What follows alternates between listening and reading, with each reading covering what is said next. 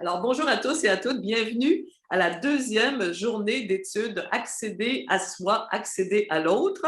Cette rencontre se déroule entièrement en ligne. Donc, aujourd'hui et demain, je m'appelle Françoise Guénette. J'aurai le plaisir d'animer vos échanges. La première journée d'études en décembre 2019 portait sur la Convention de l'UNESCO de 2005, les politiques culturelles et l'intégration des migrants. Cette deuxième édition s'inscrit dans la même veine puisqu'on traitera de la liberté artistique et de l'inclusion des personnes migrantes dans les sociétés démocratiques, toujours à la lumière, bien sûr, de la Convention de l'UNESCO. Cette rencontre, qui prend cette année une dimension internationale très appréciée, est organisée par 4 partenaires. La chaire UNESCO sur la diversité des expressions culturelles, la chaire UNESCO pour les droits de l'homme et la démocratie, l'Observatoire de la diversité et des droits culturels et enfin le CELAT, le Centre de recherche Culture, Art et Société.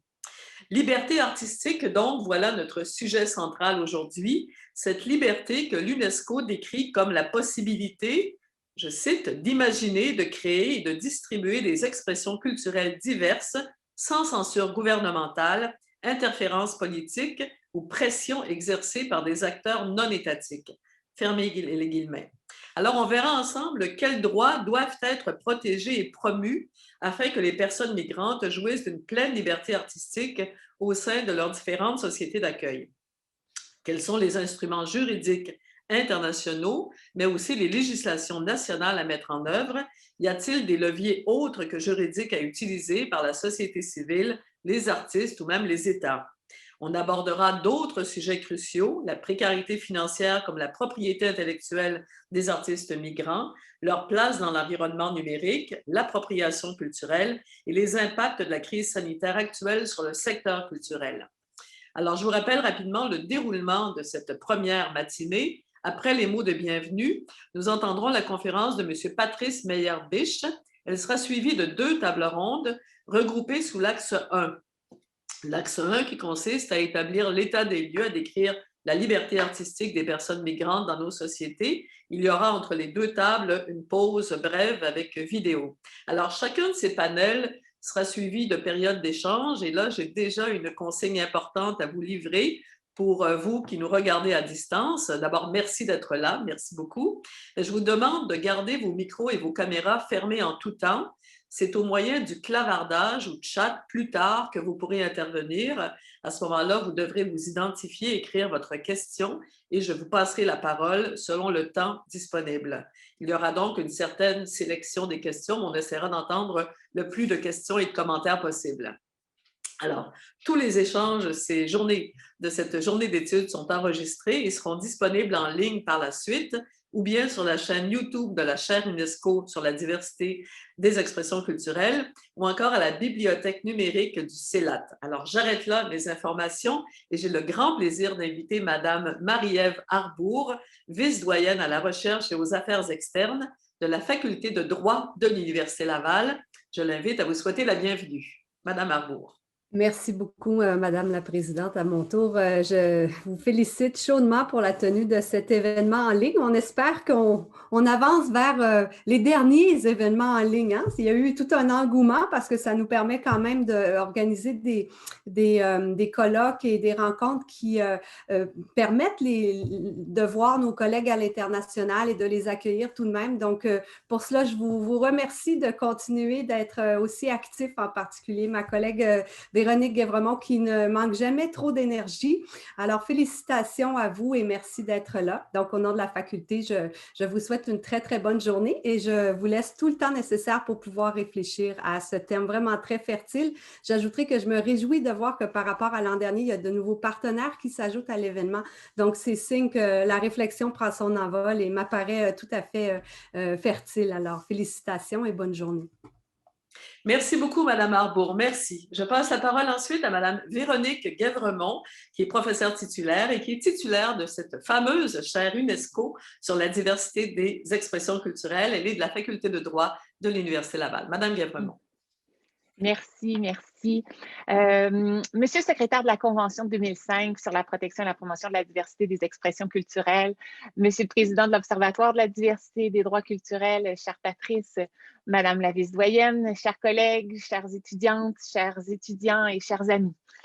Je vous souhaite vraiment la bienvenue à cette deuxième journée d'études, Accéder à soi, accéder à l'autre, qui porte cette année, comme l'a précisé notre animatrice, sur la Convention de 2005, la liberté artistique et l'inclusion des personnes migrantes dans les sociétés démocratiques. Il y aurait évidemment beaucoup à dire sur ce thème, mais compte tenu du temps extrêmement limité dont je dispose, je vais plutôt laisser la parole aux experts qui sont avec nous aujourd'hui et demain. En ce qui me concerne, je veux dire deux mots sur les raisons qui nous ont conduits à organiser une journée d'études sur ce thème cette année.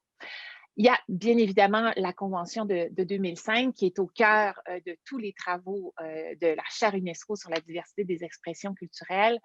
Mais au-delà de cette convention, où je dirais, dans le contexte de sa mise en œuvre, le thème de notre journée d'études est issu d'extraordinaires rencontres qui se sont produites ces dernières années.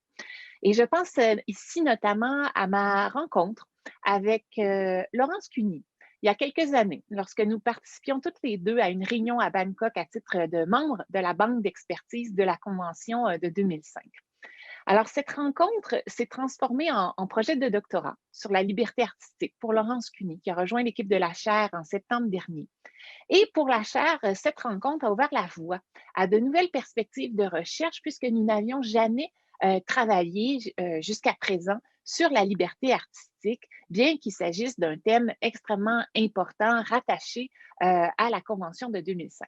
Je tiens donc à remercier Laurence dans un premier temps, dont l'apport intellectuel fut déterminant pour la planification de cette journée d'études. Et puis, sans entrer dans les détails, je dois aussi dire que c'est grâce à cette même rencontre que des relations se sont tissées de part et d'autre de l'Atlantique entre ma chère UNESCO, l'Observatoire de la diversité et des droits culturels, ainsi que la chaire UNESCO sur les droits de l'homme et la démocratie.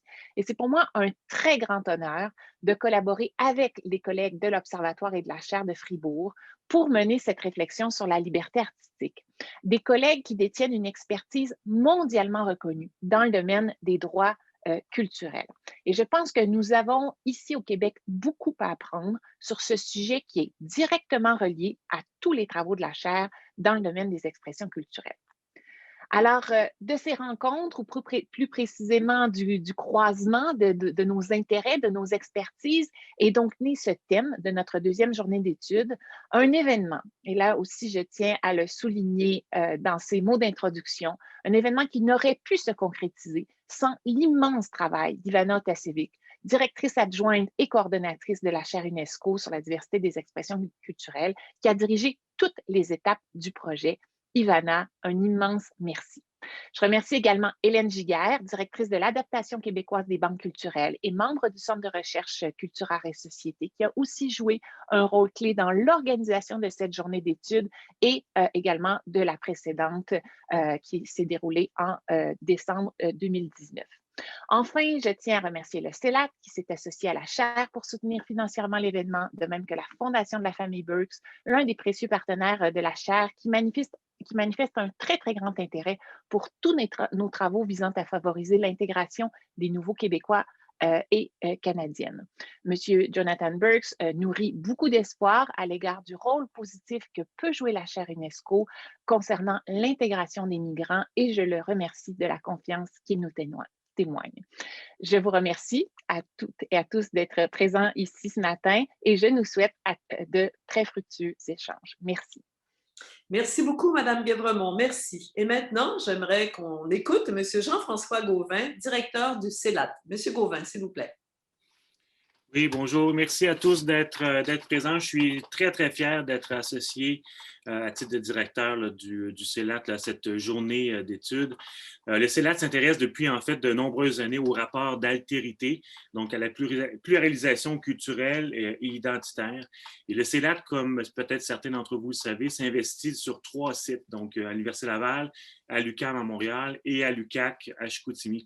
Et donc, on a en effet des correspondances, on agit, puis on étudie la question la migration, mais aussi donc des droits culturels, la liberté artistique, l'appropriation culturelle, donc au niveau local, national et international. Il y a 3 semaines environ, j'ai participé à l'organisation avec mon collègue Yves Bergeron de l'UQAM, justement, du congrès ICOFOM, le grand congrès international de ICOM, mais au niveau de la muséologie, qui est mon domaine de spécialisation. Et on parlait justement de décolonisation des musées, de la muséologie. Et on a eu des échanges absolument extraordinaires avec des conférenciers justement internationaux qui sont venus nous parler de ça. Et ça me fait beaucoup réfléchir justement à ce genre de questions-là. Puis dans ma présentation, j'ai parlé du musée d'art de Baltimore, qui récemment, donc depuis 1 an ou 2, étant vraiment engagé à tenter justement de mieux intégrer dans ses collections, justement avoir une meilleure représentativité de la ville de Baltimore. Et c'est très complexe pour les musées de pouvoir faire ce genre de choses-là. Le musée de Baltimore a tenté justement il veut vendre un certain nombre d'œuvres d'art d'hommes blancs, entre autres des Andy Warhol, pour se faire une cagnotte pour pouvoir acheter des œuvres d'art qui représentent beaucoup mieux la ville et l'histoire de la ville de Baltimore. Et ça cause énormément de tensions, énormément de friction. Il y a des grands donateurs, on parle ici de dizaines de millions de dollars, des donateurs qui se retirent du projet parce qu'ils sont en désaccord avec ce genre de problématiques-là. Donc, pour moi, ça m'interpelle énormément et au niveau de la muséologie, au niveau des musées, il y a énormément de choses à faire, il y a énormément de choses à comprendre et ce genre de journée-là, aujourd'hui, permet justement, à mon avis, de pouvoir l'associer aussi au niveau de la muséologie des musées et pour moi et pour ceux qui sont intéressés par le domaine, d'essayer de trouver des solutions à ce genre de problématiques-là. Donc, cette journée, en fait, d'études s'inscrit parfaitement dans la programmation du CELAT. Et donc, comme j'ai dit au début, donc, je suis très, très heureux de pouvoir y participer. Donc, bonne journée d'études, bonne 2 journées d'études, en fait, à tous. Merci beaucoup, M. Gauvin. Merci. Et enfin, notre invitée, donc, en provenance, voilà, de France, cette fois, Mme Sarah Projet-Teerkhoff. Madame Teerkhoff, co-titulaire de la chaire UNESCO pour les droits de l'homme et de la démocratie à l'Université de Fribourg. Vous êtes en Suisse, pardon. Oui. Madame, allez-y, je vous en prie, on vous écoute. Merci beaucoup. Merci. Chers et chers collègues, chères participantes, chers participants de ce colloque, cette journée d'études, accéder à soi, accéder à l'autre. En tant que co-titulaire de la chaire UNESCO pour la démocratie et les droits de l'homme de l'Université de Fribourg en Suisse, je ne peux que me joindre à mes collègues. Je me réjouis de notre participation qui promet d'être vraiment intéressante. Comme vous le savez peut-être, maintenant, Mme Guévremont l'a aussi mentionné, la collaboration entre la chaire UNESCO de l'Université de Fribourg et la chaire UNESCO sur la diversité des expressions culturelles rattachée à la faculté de droit de l'Université de Laval a été intensifiée l'année passée et c'est déjà la 2e fois que nous co-organisons un tel événement. À Fribourg, les droits humains des personnes migrantes, notamment leurs droits culturels, nous tiennent particulièrement à cœur. Pour nous, les droits culturels ne se réduisent pas à un simple accès à la culture, ni au respect tolérant d'identité d'une autre personne. Au contraire, ils constituent un aspect central des droits humains et sont au cœur de l'interdépendance de ceux-ci. Les droits culturels sont malheureusement souvent négligés encore dans la recherche académique et nous nous réjouissons de cette occasion unique d'échanger avec vous. Et en ce sens, alors je nous souhaite tous et toutes des discussions vives sur ces sujets si importants. Merci beaucoup. Merci beaucoup, Madame Projet-Teerkhoff. Merci. Alors, nous en sommes, merci à vous 4 d'avoir donc procédé à ces allocutions d'ouverture. Ça va très bien pour l'instant.